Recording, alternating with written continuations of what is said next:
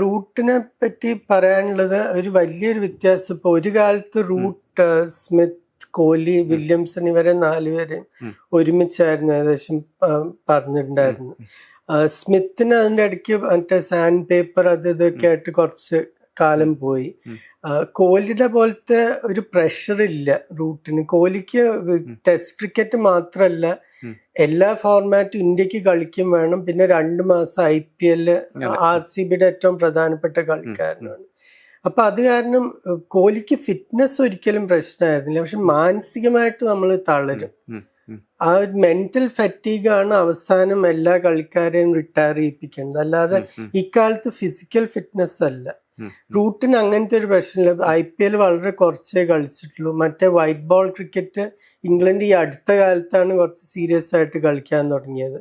അപ്പൊ പ്രധാനമായിട്ട് test cricket തന്നെ ഫോക്കസ് ചെയ്യാൻ പറ്റും. പിന്നെ ഇപ്പോഴത്തെ ഒരു സാഹചര്യത്തില് ടീം മാനേജ്മെന്റിനും പൂർണ്ണ വിശ്വാസമാണ്. അപ്പൊ നിനക്ക് എങ്ങനെ കളിക്കണം അവിടെ പോയി കളിച്ചോളൂ എന്നുള്ള ഇതിലാണ്.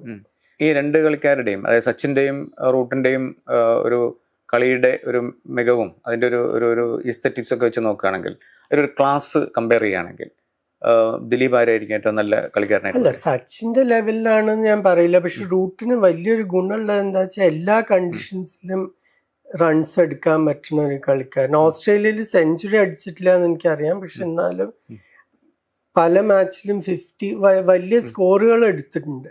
ഇന്ത്യയിൽ സെഞ്ചുറി അടിച്ചിട്ടുണ്ട്. ഏറ്റവും ബുദ്ധിമുട്ടായിട്ടുള്ള രാജ്യങ്ങൾ ബാറ്റ് ചെയ്യാൻ ഒന്ന് ഇംഗ്ലണ്ട്, പിന്നെ ഓസ്ട്രേലിയ, സൗത്ത് ആഫ്രിക്ക, പിന്നെ ഇന്ത്യയിൽ വന്ന് സ്പിൻ കളിക്കുക. ഈ 4 ടെസ്റ്റും പാസ് ചെയ്തിട്ടുള്ള ഒരു കളിക്കാരൻ സച്ചിൻ ഓബ്വിയസ്ലി ഉണ്ട്. പിന്നെ റൂട്ട് വേറെ ഒരു കളിക്കാരനാണ്. പിന്നെ ഇഷ്ടംപോലെ സമയമുണ്ട്. അതാണ് ഏറ്റവും നല്ല കളിക്കാർക്ക്. അതാണ് ഒരു ഏത് പിച്ചിൽ അവരെ കൊണ്ടുവച്ചാലും അവർക്ക് ആ ഷോട്ട്സ് കളിക്കാൻ സമയം ഉണ്ടാവും. അതാണ് നമ്മൾ എപ്പോഴും, അത് ഗില്ലിന് അതുണ്ട്. അതാണ് ഞാൻ നേരത്തെ സീരീസ് തുടങ്ങുമ്പോൾ പറഞ്ഞത്.